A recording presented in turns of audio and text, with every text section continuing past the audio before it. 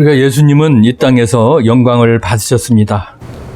근데 예수님이 받은 영광을 보면 우리가 두 가지 차원에서 우리가 생각할 수 있습니다. 첫째는 뭡니까? 그야말로 위대하고 높이 무는 일을 바로 받으신 거죠. 왜요?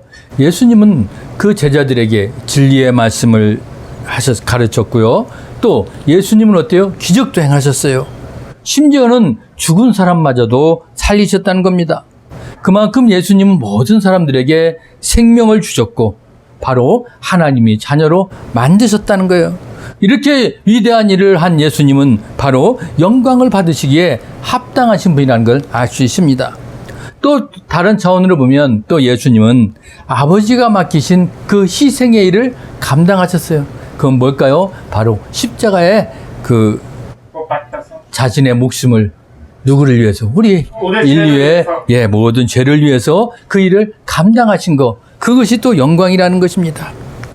십자가의 희생, 그 당신의 목숨을 인류의 우리 대속물로 다 주는 희생이 있었다는 겁니다. 그만큼 예수님은 낮아지고 그런 희생을 통해서 그분이 바로 어떻게 해요? 그것이 바로 영광을 바로 받으셨다는 것을 우리는 알 수가 있다는 겁니다.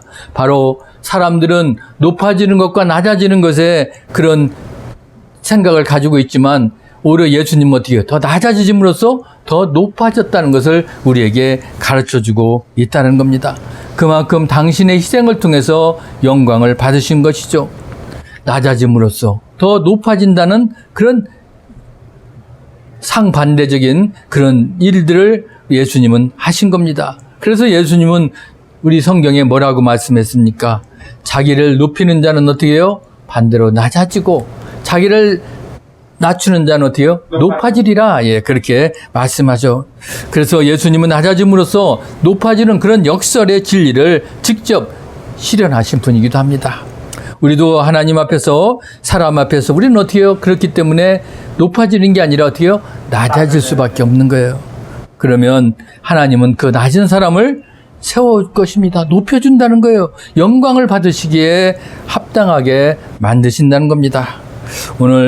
우리가 오늘 이 본문을 통해서 영광의 연결이 되신 예수님을 우리 같이 한번 생각해 보기를 원합니다.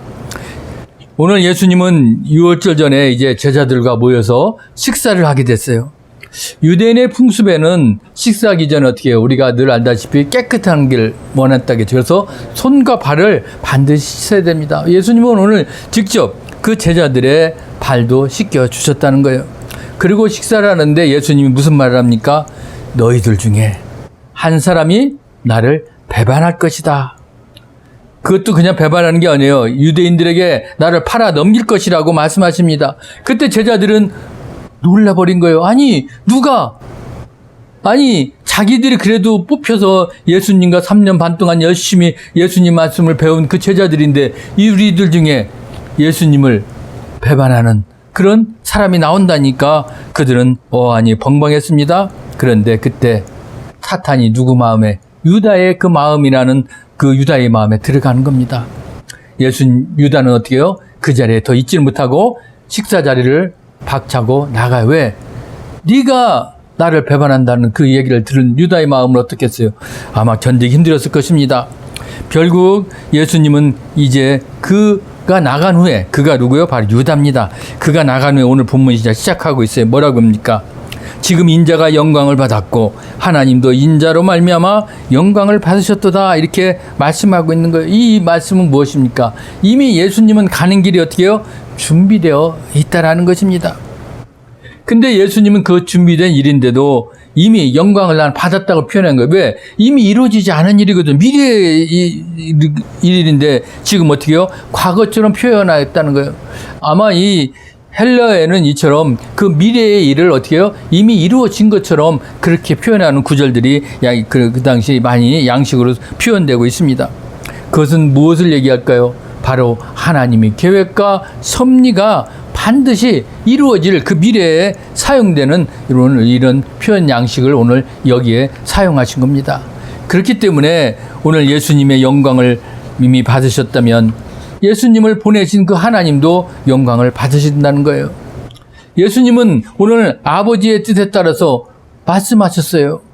그리고 그 아버지의 뜻에 따라서 결국 어떻게 해요? 그 십자가의 길도 가셨잖아요. 그래서 영광의 길을 가셨다는 것입니다. 바로 아들이 영광을 받음으로 하나님도 영광을 받으셨다. 오늘 그렇게 아들과 아버지 사이에는 이렇게 영광으로 연결되어 있다는 것을 우리가 놓쳐서는 안 됩니다. 바로 예수님은 그 영광의 축이 되셨다는 것을 우리가 오늘 기억하게 돼야 될 것입니다. 그런데 하나님은 영광스러운 분이다. 그래서 하나님은 이미 모든 인류로부터 영광을 받으실 분임을 우리는 압니다. 왜? 하나님은 우리가 늘 어떻게 해요? 천지창조를 다 창조하신 분이기 때문에 자연을 통해서도 우리가 영광을 받으시잖아요. 늘 우리가 오늘도 이렇게 찬양을 드리는 건 뭐예요? 하나님 영광 받으세요라는 그런 의미로 우리가 또 늘 어느 곳에 있든지 예배를 드리기 전에 이렇게 예배 가운데 이렇게 찬양을 드리는 거 아닙니까? 그렇기 때문에 우리는 찬양을 통해서 그리고 우리가 기도를 통해서 우리가 모두 영광을 올려드리는 것입니다. 그렇기 때문에 우리가 시편을 읽어보면 얼마나 많은 그 시편 구절은 뭐예요? 하나님께 영광과 찬양을 올리는 그런 구절로 우리가 이루어짐을 알 수가 있습니다. 그렇기 때문에 그 당시 뭐 노래라는 건 없었지만 시편이 어떻게 보면 지금처럼 우리가 부르는 노래에 그런 시편을 닮아서 표현되어 있잖아요. 그래서 시편을 통해서 특별하게 문학적인 감성으로 이렇게 하나님을 영광을 올려드린 것을 우리가 알고 있습니다. 하나님은 그만큼 영광을 받으시고 그 영광 중에 계시는 분이라는 것을 우리가 잊지 말아야 됩니다. 그런데 그런 하나님이 누구에게? 바로 당신의 독자, 바로 아들 예수님에게도 영광을 주셨다는 겁니다. 하나님의 그 아들로 말미암아 영광을 받으셨기 때문에 오늘 하나님도 아들에게 영광을 주셨다는 거예요. 오늘 그 구절이 32절에 만일 하나님이 그로 말미암아 영광을 받으셨으면 하나님도 자기로 말미암아 그에게 영광을 주시리니 곧 주시리라. 오늘 그 말씀을 그래서 하신 겁니다. 그렇기 때문에 아버지 하나님과 아들 예수님이 영광을 받으셨기 때문에 하나님도 아들에게 어떻게 해요? 영광을 주셨다는 겁니다. 그만큼 아버지 하나님과 아들 예수님은 영광을 어떻게 해요? 주기도 하고 받기도 하고 그런 관계가 되었다는 겁니다. 우리가 하나님께 영광을 돌리면 하나님이 어떻게 하시겠습니까? 하나님도 우리를 보고 칭찬하실 겁니다. 그렇기 때문에 우리가 여러분 찬양을 드릴 때 하나님께 영광을 올려드리면 하나님이 가만히 있지 않잖아요. 네, 기뻐하시고 우리를 칭찬해 주신다. 그렇기 때문에 우리도 어느 곳에 어느 무엇을 하든지 어떻게 해요? 하나님께 영광을 올려드려야 될 줄 믿습니다. 그만큼 우리가 하나님께 영광을 올려드리면 하나님은 우리들에게 영광을 또 주시는 거고요. 그렇기 때문에 하나님은 영광을 받으신 후에 아들 예수님께 영광을 돌려주셨습니다. 이들은 아버지께 영광을 돌렸고 아버지로부터 영광을 다시 돌려받으셨다는 것을 우리가 오늘 다시 한번 되새기기를 원하는 겁니다. 얼마나 하나님과 아버지의 관계가 멋집니까? 동일하게 우리들에게도 하나님과 우리들의 관계도 마찬가지라는 것을 여러분 기억하시고 늘 하나님께 영광을 올려주시기를 드리기를 주님의 이름으로 부탁합니다. 오늘 우리는 함께 있다가 이제 예수님은 떠나셨어요. 예수님은 영광을 받으셨는데 그것은 어떻게? 바로 희생의 제물로 또 사라질 때가 되었다는 의미이기도 합니다. 참 어떻게 보면 그 자신의 독생자 아들을 이 땅에 보냈으면 그냥 거기서 영광을 주고 영광을 받고 그런 관계로만 계속 갔으면 얼마나 좋았을까. 그런데 예수님의 그 길은 또 마지막 길은 뭐예요? 희생의 길이라는 겁니다. 희생의 길을 통해서 아버지께 또 영광의 길을 그가 갔다는 것입니다. 예수님은 이제 그 제자들을 떠나서 아버지께로 갔다라는 의미를 오늘 계속해서 말씀을 많이 하셨잖아요. 오늘도 그렇기 때문에 오늘 예수님은 제자들과 잠시 있다가 이제 나는 떠날 것이다. 그런 말을 그래서 계속해서 제자들에게 한 겁니다. 그러나 제자들은 어떻게 해요? 그 말을 다 100% 믿었습니까? 믿지 않았다는 것이죠. 그렇기 때문에 오늘 예수님은 늘 인자가 영광을 받았고 하나님도 그 인자로 말미암아 영광을 받으셨다. 그 얘기를 그들은 이해를 못했대요. 그 얘기는 뭡니까? 예수님이 희생을 통해서도 어떻게 해요? 영광을 받는다는 것을 의미하고 있거든요. 아마 어떤 이들은 그 얘기를 듣고 예수님이 그냥 스스로 죽으려고 그러나 그렇게 생각할 수도 있습니다. 그러나 예수님은 어때요? 그렇지 않다라는 거예요. 너희들이 진리와 나라 위에 위선으로 가득한 사람들은 어떻게 해요? 그 나라에 갈 수가 없다는 것을 다시 한번 지적하고 있는 거예요. 그게 33절 말씀입니다. 뭐라고 그랬습니까? 유대인들에게 너희는 내가 가는 곳에 올 수도 없고 말한 것까지 지금 너희에게도 이르노라. 결국 어떻게 해요? 너희들은 나와 같은 길을 갈 수가 없다는 거예요. 지금 그 아버지가 원하는 그 희생의 길은 오직 누구요? 예수님만이 그 십자가의 길을 가실 수 있다라는 겁니다. 다른 어떤 이들도 그 일을 할 수가 없다라는 것을 오늘 예수님은 오늘 말씀하고 있는 겁니다. 그렇기 때문에 그 골고다에 오르는 그 예수님의 그 십자가의 길을, 그 십자가를 다른 사람이 지었다고 해서 그 길을 갈 수 있었느냐? 아니라는 것이죠. 오직 예수님만이 그 길을 갔고 예수님만이 떠나신다는 것이 바로 제자들에게 유익이 된다는 것을 오늘 가르쳐주고 있습니다. 그렇기 때문에 예수님은 이 지상에서 내가 너희들과 더 오래 있는 것보다 어떻게 해요? 내가 떠나는 것이 너희들에게 유익이다. 이 말씀을 하신 겁니다. 그러면서 예수님은 분명히 떠나신다는 거예요. 근데 예수님이 떠나면서 이제 영원히 떠나느냐? 여러분 그건 아니잖아요. 예수님은 어떻게 해요? 분명히 제자들에게 3일 만에 다시 나는 부활할 것이다. 그리고 어떻게 해요? 내가 너희들에게 다시 올 것이다 라고 말씀하셨잖아요. 어떻게 그대로 이루어졌잖아요. 예수님은 그 십자가에 죽으시고 부활하셔서 제자들에게 다시 나타났습니다. 제자들은 의심했죠. 그래서 심지어 어떻게 해요? 만져보라고까지 했잖아요. 그리고 어떻게 같이 먹고 마시고 40일 동안 제자들과 또 이 땅에서 다시 생활하시다가 결국 이제 하늘로 올라가셨다는 겁니다. 그만큼 예수님은 스스로 말씀하신 것을 그대로 보여주셨고 또 우리에게 실천하셨어요. 근데 이제 내가 분명히 떠날 때 너희들이 분명히 해야 할 일이 있다는 것을 오늘 마지막으로 오늘 말씀하고 있는 거예요. 그 말씀이 뭡니까? 이제 너희에게 또 새 계명을 주다. 너희들이 하나님을 사랑하고 하나님을 그렇게 섬기는 것이 중요하지만 또 하나 새 계명은 뭡니까? 너희가 서로 사랑하라는 거예요. 그게 34절 말씀입니다.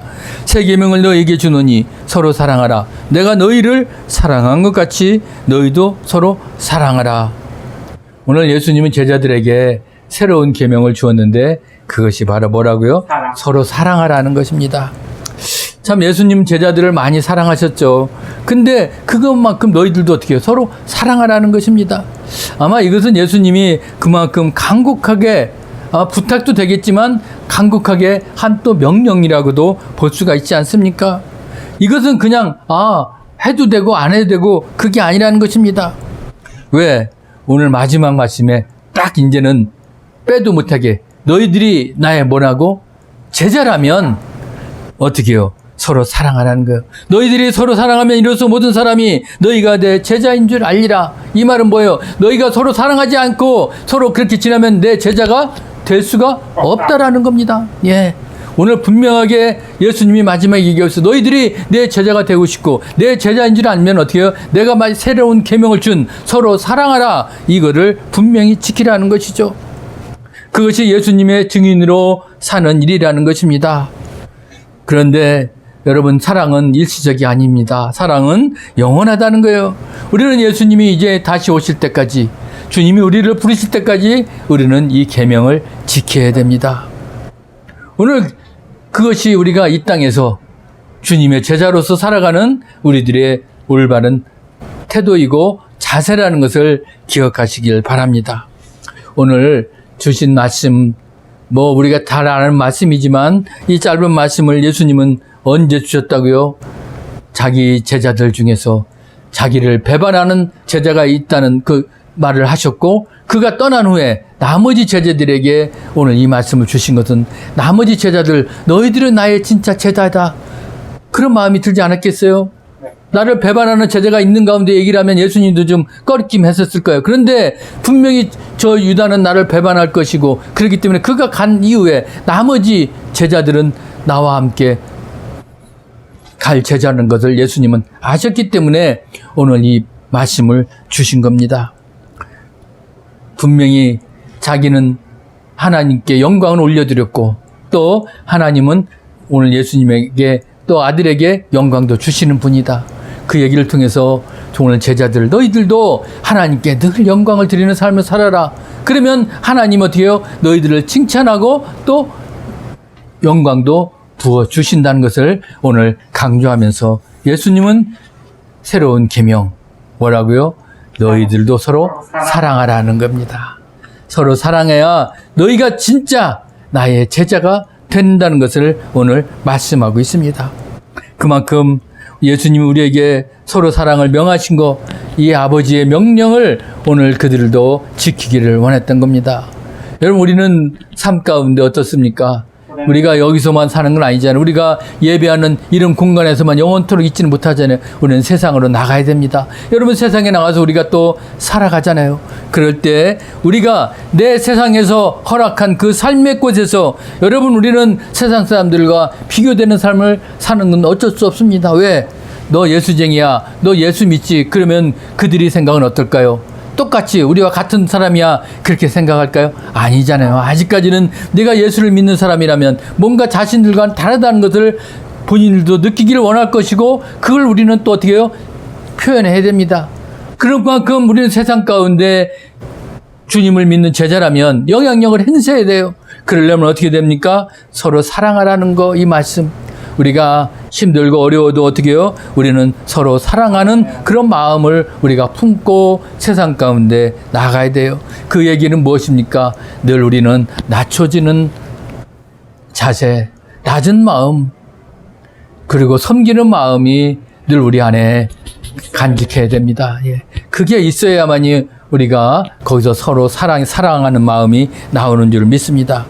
우리가 하나님을 찬양하고 하나님의 마음을 시원하게 하는 일, 여러분, 그것이 바로 하나님께 영광을 드리는 일이라면 하나님은 우리를 기뻐 받으실 것이고 우리에게 영광도 주실 줄 믿습니다.